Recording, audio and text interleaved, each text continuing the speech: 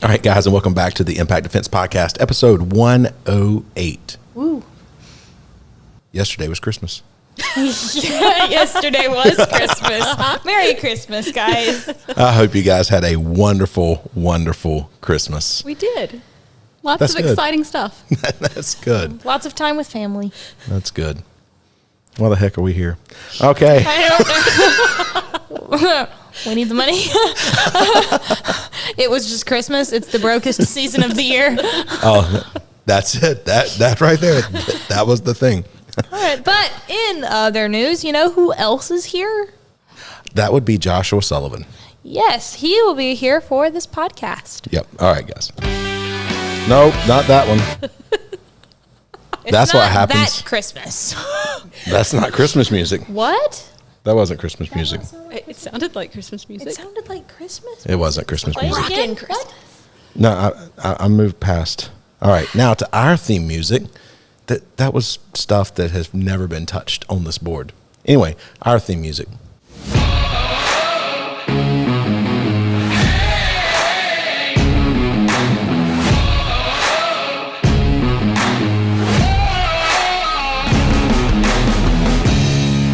All right, so I'm looking forward to bringing Joshua Sullivan on. Really enjoyed having him on the last podcast that we had him on. I can't exactly remember if that was somewhere around that range. You felt like your head was in the middle. I realized I kept moving back and forward, so And I was going like this too. So our heads are going back and forth trying to see. cobras in a basket. Okay. I didn't catch that. I wasn't paying enough attention. So Brian, it's been a while since I've asked you, how is the Magic Mind stuff working for you? Honestly, I really love it. As everybody knows, everybody's listening to the podcast. Anybody that speaks to me on a regular basis knows I have ADD. I have trouble sometimes like communicating things together, sometimes because my brain is just going in all kinds of different directions and stuff like that. It really has like helped me continue to keep that brain fog away. And you know, again, we've said it like multiple times where it's one of those things where I'm able to kind of like drink coffee now for the fun of it because I enjoy coffee. I'm not giving up coffee. Right. You know, it's not. None of us expected that. No, and it's not, but it's less of a like I've got to have this to survive kind of thing now. Right. And that's one of the best things about it. I do feel like I've been a lot more productive. We've had to do a lot more kind of computer work. I've taken over some of the responsibilities that I was kind of sending out to other people. Right. And it's really kind of helped me to really focus in and do those type of things and everything. So that's something as well. And the one thing I guess I had kind of worried about a little bit was like, am I going to start to feel less and less of a benefit? Yeah. Mm-hmm. Diminished effects. Right. And I have it. Oh, that's good. Yeah, that really is good.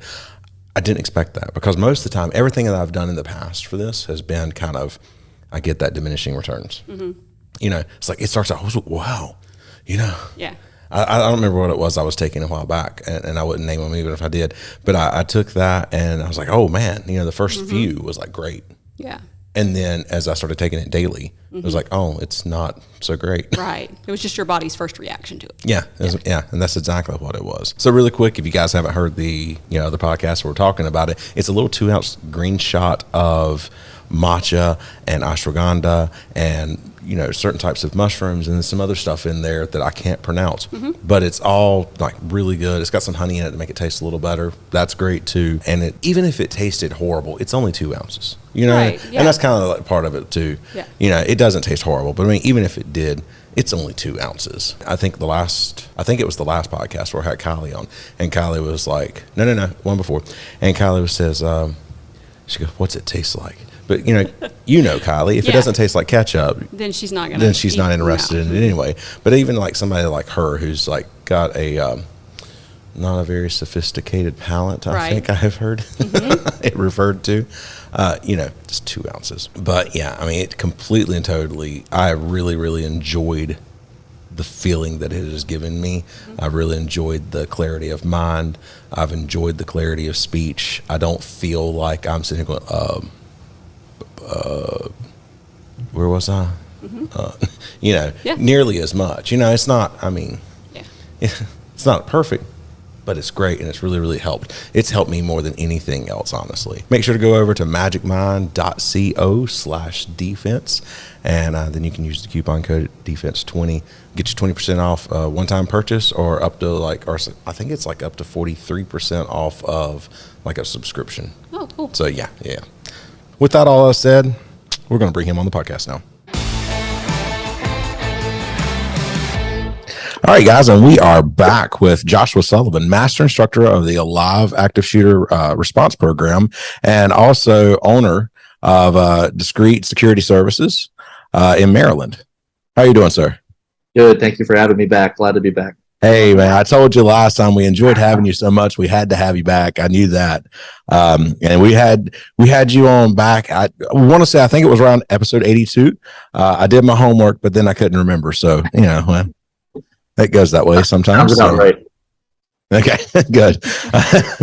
But here we are. And I thought since last time we had you on to kind of talk specifically about what you've done with Alive, I thought we might look at some of the other stuff that you do as well. And maybe talk about the importance of like non-lethal self-defense tools and trainings. Absolutely.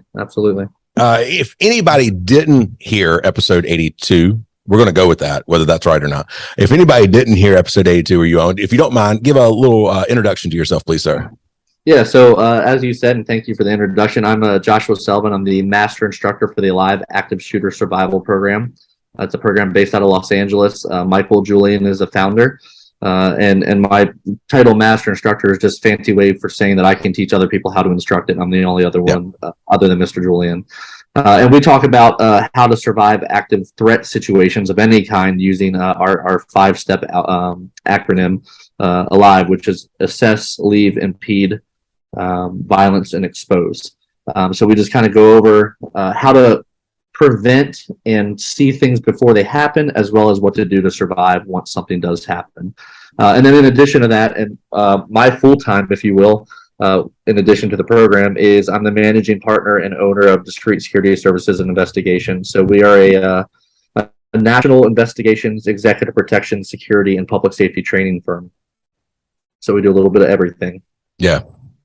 I know as soon as we started talking to you, we clicked really well and everything. And I think we had a lot of similar views on a lot of stuff when it comes to self-defense and personal protection and all of that. So I knew it was the first time was a lot of fun to have you on. I just knew we had to have you back. So specifically looking at some of the things, number one, let's just go ahead and address. Oh, by the way, I apologize because Gentry was not on the podcast when you were on there. This is Gentry. She is a regular guest that we have on the podcast. I don't know. What does this make for you, Gentry? We're at right at 20. It's getting close to 20. So I'm also an instructor here. So, I mean, It's not like I'm just a random. Yes. She's just some random person that we pull off the street very often. I've done my homework. I watched a couple of the episodes. All right. Okay.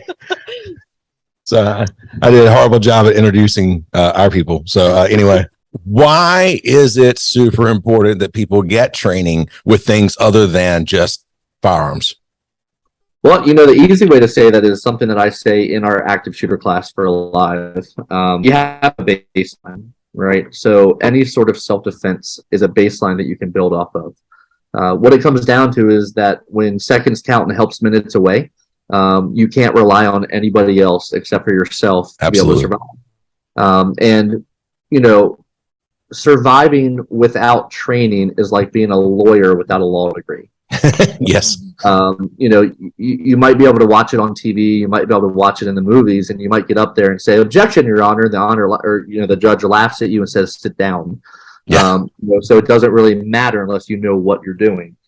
So one of the things we do is we talk about, especially in-person classes, we'll ask who here has had any sort of self-defense, raise your hand. And normally it's about 15 to 20% of people that raise their hand, which is not enough. Right. So one of the things that my company does specifically as well is that we do self-defense training. We do defensive tactics. We do a women's only course that goes over not only just handguns and firearms for women and getting them comfortable and able to shoot proficiently, but we also go over what to do if you don't have a handgun or a knife or whatever. how, like you guys have said in some of your episodes, how just walking with purpose and walking like you're a big dog is not going to attack you, right?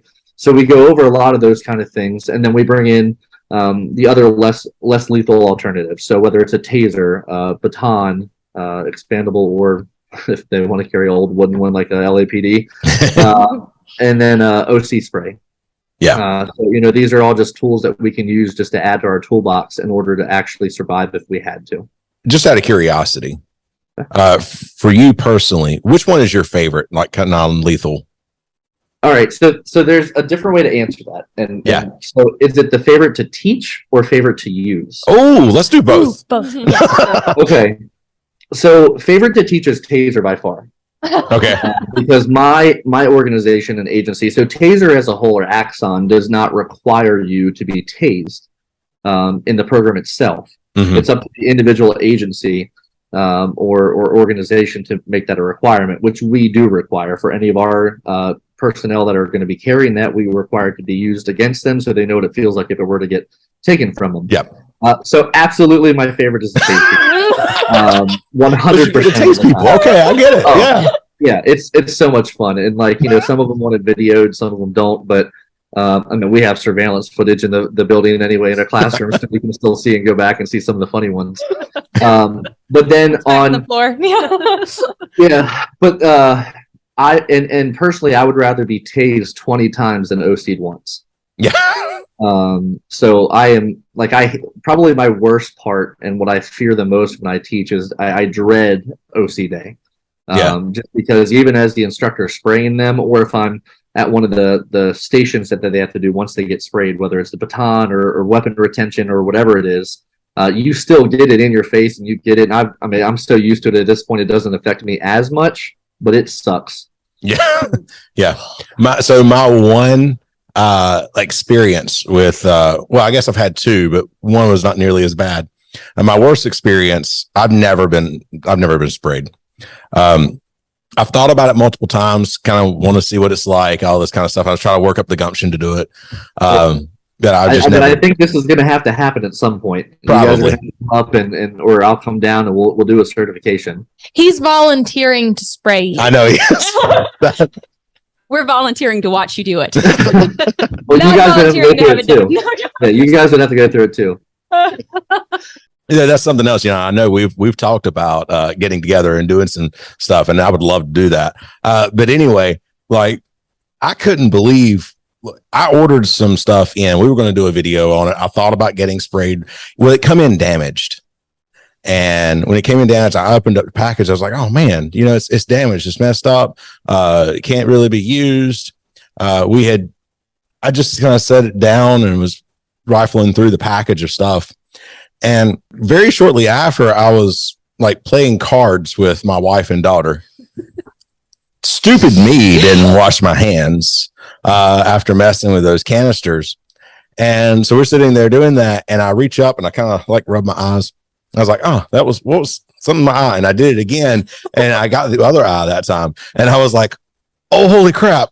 And my wife Julie looks at me and goes, what's wrong? And I said, I think I just indirectly maced myself. So it hurt. And I just couldn't get over it just from getting it on your hands and then rubbing your eyes. And the worst part about it is I had two friends decide years before that they were going to spray each other and see what it was like. And in my front yard, because, It was an expired canister. It was an expired canister and they wanted to see what it was like and everything. They go out to the front yard and I was like, y'all do it. That's fine. I'm going to stay inside. And they came back in. It didn't work.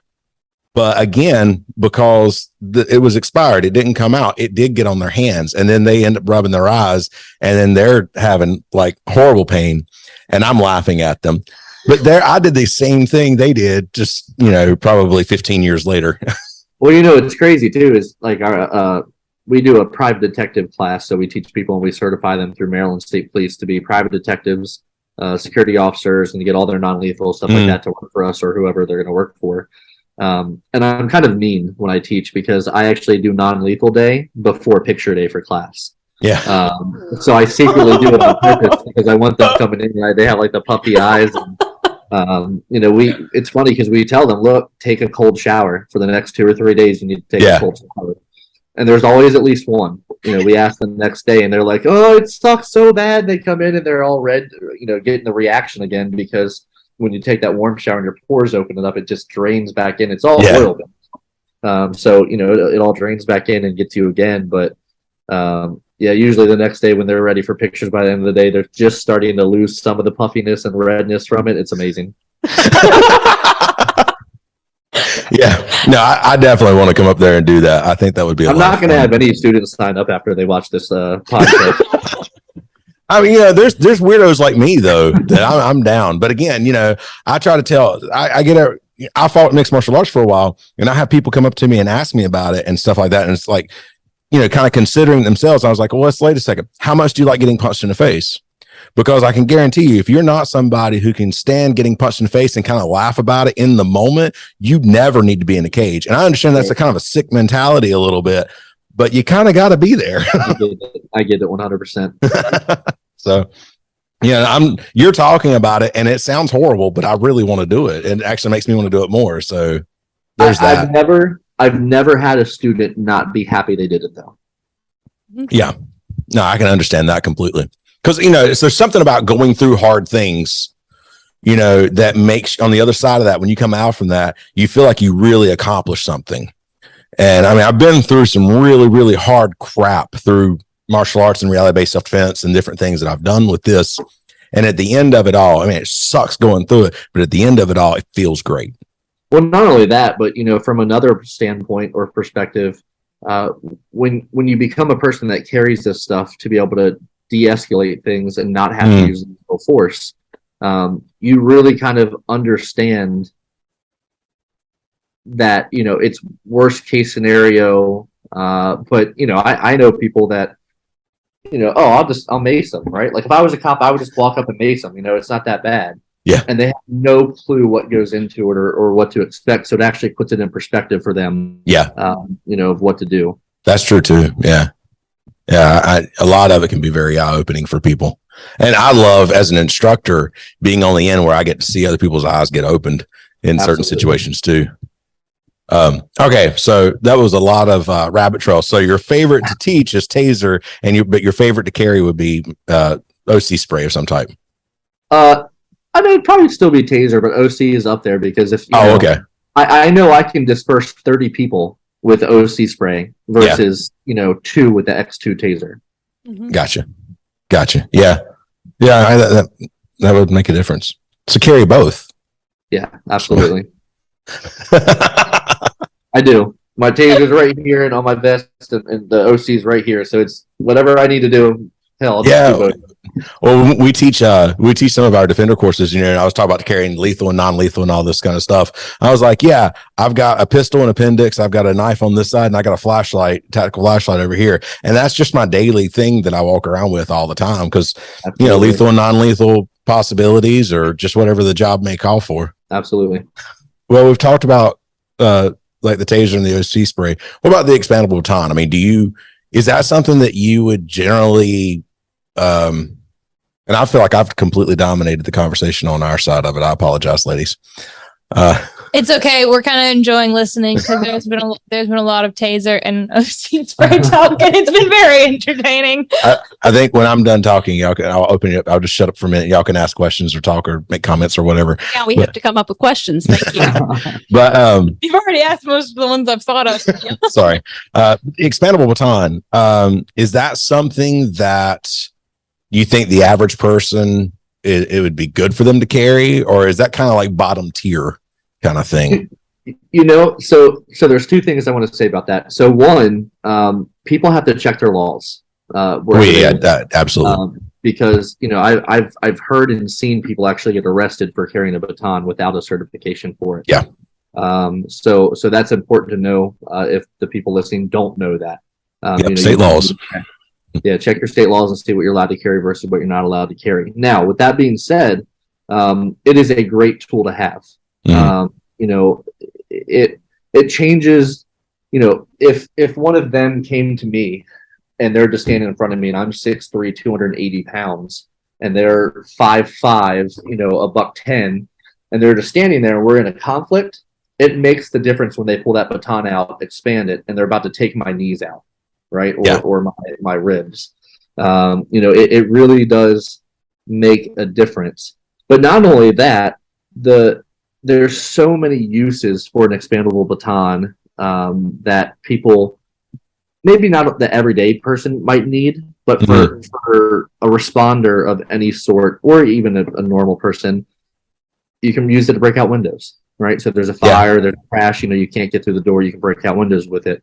For us, if we have a suspect that's on the ground fighting and they're laying on their stomach and we think they might have a weapon in their waistband and their arms are underneath, we have a pry bar that we can use now, and they're not going to stop it from coming out, right? And we teach that in the course where, you put it through the arm, you start wrapping it up, and if they don't comply with it, it'll break their arm. So there's so many different ways that you can use it as a tool.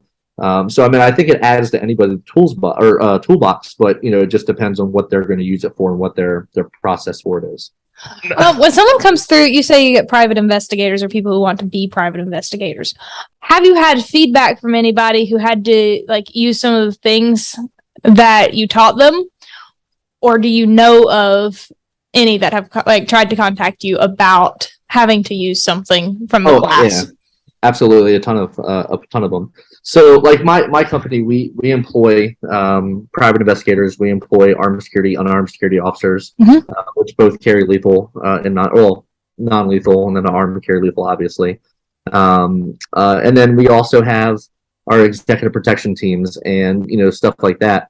I can just, the first one that comes to my head, and I won't put names out there, but we had a female private investigator / armed security officer that came through class, started working with us. And unbeknownst to me, until later on, she was in the middle of a domestic issue. She had a protective order against the guy. She had all this stuff going on. And after she got certified on OC, and she was actually a security officer prior to working with us, just unarmed, and didn't do anything. And about 2 weeks after she got certified through our class for OC baton and handcuffs and taser, she bought all the stuff from us that we sell for their duty belt. And she came back and she was kind of crying and talking to me. And so I brought her into the office and we talked, and she explained what was going on. And she emptied an entire can of OC spray on her former partner that was breaking a protective order and trying to get to her. And she won the encounter because of it. Knowing little things like that. And then, of course, we always have some sort of use of force, at some point. So whether it's at a nightclub, whether it's at a sporting event or concert, we have people that, indulge too much in alcohol or, whatever they do. And they don't listen to verbal commands. And then you kind of have to take up a notch, and once you put your hands on them, and then they get in the defensive position and you go to non-lethal. There's always, body cam footage that we have from different incidents that we have reports on and that we've had to do, where you see it in action and see the compliance start right when it comes out. Yeah, and I really like that example too, because that's somebody who did have a fairly high-risk job to be working in, and what she ended up having to use it for was a domestic issue.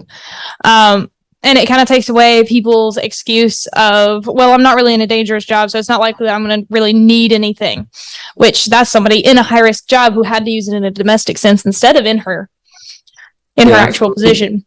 And the other thing that you think about too is, I have a 14-year-old daughter, and raising my daughter, obviously she's not allowed to carry weapons yet, but, I've taught her what she can use around her and what, if something happens and what you have to do. We teach women, especially as they're getting older, going through high school or middle school, high school, college, we teach them how to defend themselves by society. And then you talk about, they're like, oh, well, I have this thing I carry in my purse, or I have a little pink OC spray in my purse, or, whatever. But it's something that somebody gave them with no training. They have no idea how it works. They have no idea the shelf life. They have no idea what the little what's the word? The little stick that people carry sometimes now. They'll carry one of those on their keys, and they have no idea what it's actually for. Oh, the coup baton. Yeah, and so when it does come time to use it, or they're walking down a dark alley to go to a parking lot to get in their car, and they grab it. Okay, well now you just gave them a weapon. So it's really important, like you said, even if you don't think, oh, well, I'm not in a high risk job. I don't do anything where I would need that. I don't really need that. Well, everybody does, right? You don't need it until you do. Right. So it's one of those things where, if people, again, understood the need for baseline, you go through driving school in order to get your permit and your license, right? There's always a start to whatever you do. And there needs to be a start in that category too, because more so than others, this is life and death. Yes, and you have probably a lot more instances where you're going to need a non-lethal option than you will a lethal option. And so many people forego the non-lethal options because they have a lethal option. And a lot of times it comes down to them not really knowing what it would take for them to actually take life, and two, not realizing how few instances actually call for that level or wouldn't have to call for that level if they were trained in other options. Oh, absolutely. And I have like a scenario that comes to mind. So I still work the street every once in a while when we have people call out, unfortunately. Yeah. So I actually was working on a holiday weekend. It was like a 4th of July weekend or Memorial Day. We have a hotel it's a big event center as well, and they have huge name bands that come in, like national acts. So I was working the event, and towards the end of my shift, so around midnight, 1 o'clock in the morning, I noticed a vehicle that was driving and hitting things in the parking lot, and then went to an opposite end of the parking lot where they were supposed to be leaving, ran over the curb in a big dually and hit a tree. So I immediately went over, opened the door, and he kind of stumbles out. You can smell the booze on him, stuff like that. And so I immediately start talking, hey, how you doing? I start running this tag, calling the radio, get the local law enforcement on the way.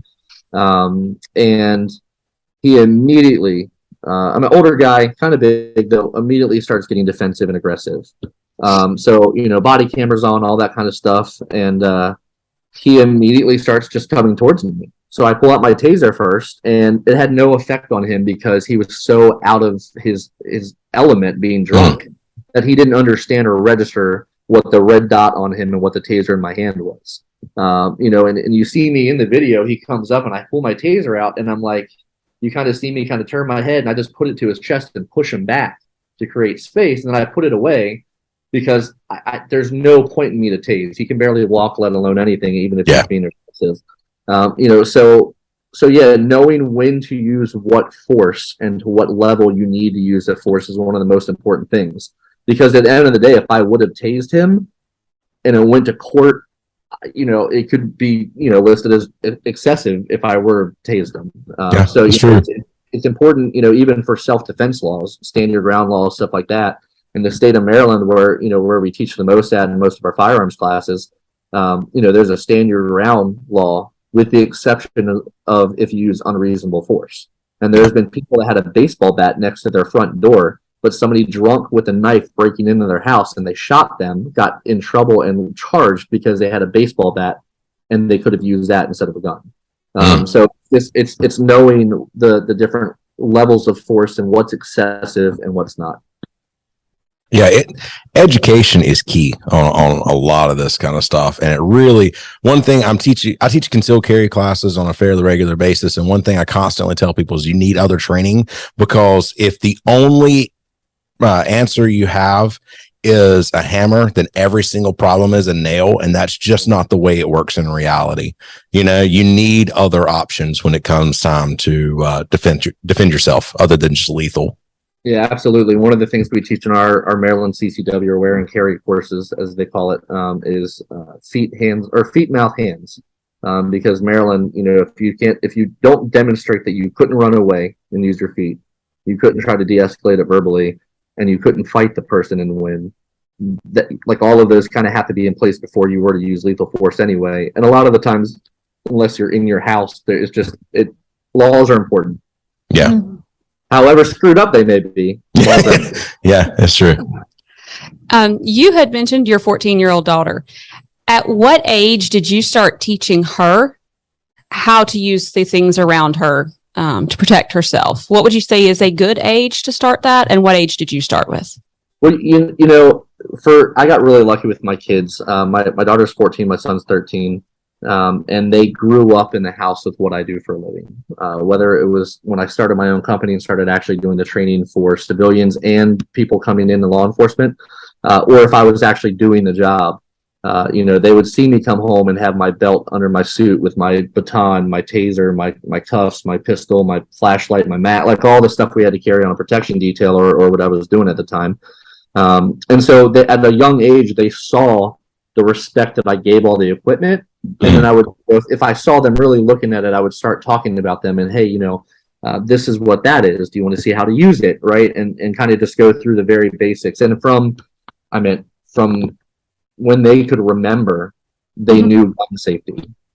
Every gun is loaded. You don't touch it. You report it to somebody, to the point that my son at one point, I don't remember what it was, but he was at a friend's house. And as soon as he got home, he was like, Daddy, they were touching their dad's guns, and it came right around. So I was able to call their parents, say, look, A, you need to lock your guns up. B, you need to move them somewhere else because your kids were playing with them. So they understand the importance of firearm safety and then just, what to do and how to defend yourself totally anyway.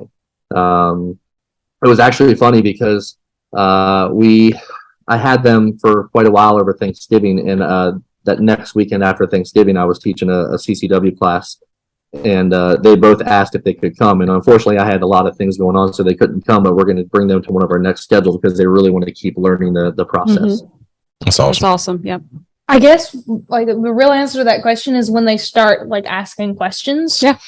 And when they start noticing those things, like as soon as they're old enough to like ask questions and see those things, that's when you just start answering them.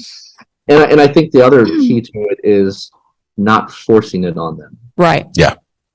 When they feel like it's forced and they feel like you're kind of being overbearing because they know it's around and all that, they take a negative approach to what you're trying to teach them, so it doesn't get through anyway. Right. Well, I guess for the sake of time, we've been going for a little bit, so I've really enjoyed it. I could talk to you for a long time, and we are going to have to work something out where I can like come up that way or something, so we can do some training. I'd really like to, I guess, get sprayed or whatever, but so we'll be in conversation, try to get that worked out at some point too. So, but thank you very much again for being on the podcast. And yeah, like I said last time, I think we'll come up with a reason to have you on again. I'm always available. I'll make time. Yeah, you've proved that. I know this was we had talked about you being on there before. This didn't make earlier. We was talking about it. We talked about when I was sick and I couldn't record, and we didn't work out the last time. And then I just emailed you up yesterday. I said, hey, would you be available to be on the podcast tomorrow morning? Because we're trying to get this recorded. So I really appreciate you making time for us. Not a problem at all. I'm glad to be here. Yep, absolutely. So one more time, tell people where they can find you and about your courses and stuff. Yeah, so Discreet Security Services Investigations can be found at everything, DSSIMD.com. And then the Alive Active Shooter Survival Program can either be found on our website, DSSIMD.com, or AliveActiveShooter.com. And we have social media. We have all the things you need.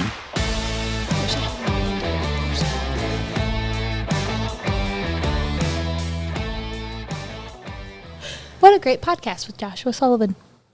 I enjoy having him on every time, and I have never really had anybody convince me that I want to get OC sprayed until talking to him. I still have never had anybody convince me that I want to be OC sprayed. And I'm still convinced I really want to see you get sprayed. Yeah, I would even allow it to be done to me. Really? I'm always on the back edge of that. Okay, just do it. My husband would be very angry if I came home having been OC sprayed. I'm sure. Yeah. He would probably come beating on the door to talk to you. And that would take a lot of guts for my husband because he is very mild-tempered. Even if you had consented to it, he would still be mad? Here's the deal. At the end of the day, you're an adult. You make your decisions. It's not my fault. But let's be real. I'm here and everybody else is having to do it. I'm not making you do anything. Did I make you get hit by that pain pin? No, and I didn't let anybody else hit me with it either. There you go. I waited till I was here alone, and then I did it myself for like a half a second. Okay, see? If you're not giving in to peer pressure, well, actually, if you give in to peer pressure, that's on you. I said me. I never said you. And then I had him do it to me because I felt bad that he was the only one doing it. There was no peer pressure there either. That was just you know what? This is really unfair. He's been hit with the pain pen like 6 to 10 times in one episode. So just do it. I just wasn't willing to have it done to me like in front of people. I was like, I will do it to myself when no one else is here. That's cool. That's fine. Were you afraid of what would happen?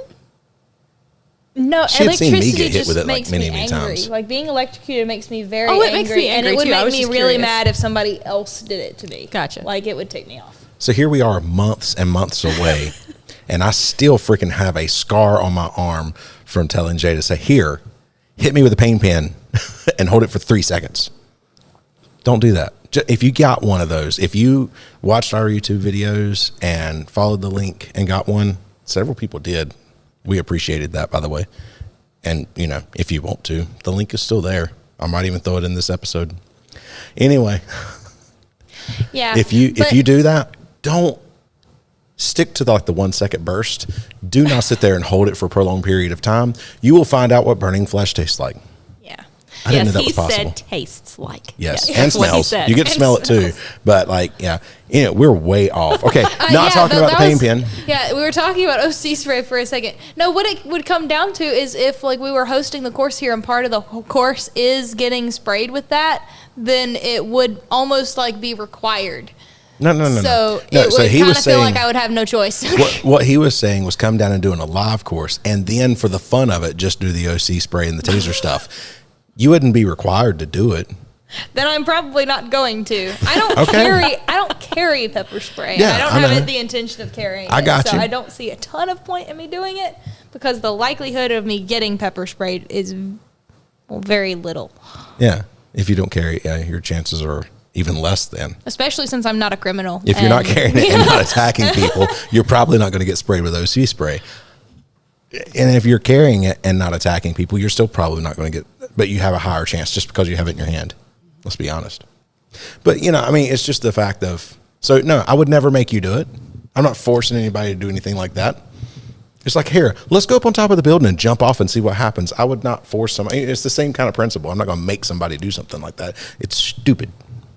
Now, if you're an adult and you go out there and go yep, I saw you get sprayed. I think I want to. That's not my fault. That's yours.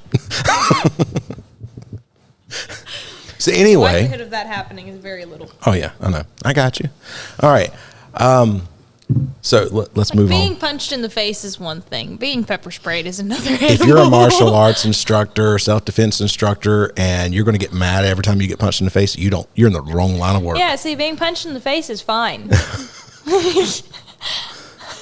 I'd rather be punched in the face 1,000 times before someone puts pepper spray. I mean, I would definitely. I can tell you right now, I would rather be. We're way off subject again. Yes, I we would are. much rather It's be so off topic. punched in the face than have an OC spray. But I've always had that in the back of my mind, going what's it like? What's it like? Kind of deal. And I got hit with a pain pen and felt what that was like. So I'm just not that curious. I'm mildly curious. So But your you're gonna let him husband, do it wait, first? remember this. Your husband brings in that airsoft gun in here, and he was talking about it, and I was like, shoot me with it. It's the first words out of my mouth. I'm curious in every one of these situations. So what's it feel like? Shoot me with it. You know, You got it right on the spine. I did. That friggin' hurt so bad. All right. Anyway, we really enjoyed having Joshua Sullivan back on. We're going to have him back on again. We're going to see if we can't maybe host him down here, or we may go up there or do something because, he's not that far. He's 2 states away, I think it is. So it's not that far away. I know we're in North Carolina. He's in Maryland. I'm just not sure exactly How where. many are in between? Virginia, West Virginia, Maryland, or Virginia and Maryland. It depends on what part of Maryland he's in. I'm not stupid. I know my geography somewhat. Okay. All right, guys. So let's move along. Check out theatomicbear.com. You want less than lethal tools. Their tactical pens are pretty freaking awesome. They have a free online course when you buy a tactical pen on using tactical pens. It's pretty freaking awesome. Okay. Go on there, get a tactical pen, use the discount code Impact Defense for 20% off. I am a huge fan of the Rebel pen and the Stealth Pro. The Stealth Pro will Let's see. I'm trying to think. I'm not sure if the video on that just came out, the review video, or if it's about to come out. One or the other. It either just came out or it's about to come out. But check on YouTube, see if it's come out. And if it hasn't, it will be out within the next week. Okay? I think it's already come out. All right, guys. Thank you very much for listening, and we will see you in the next one.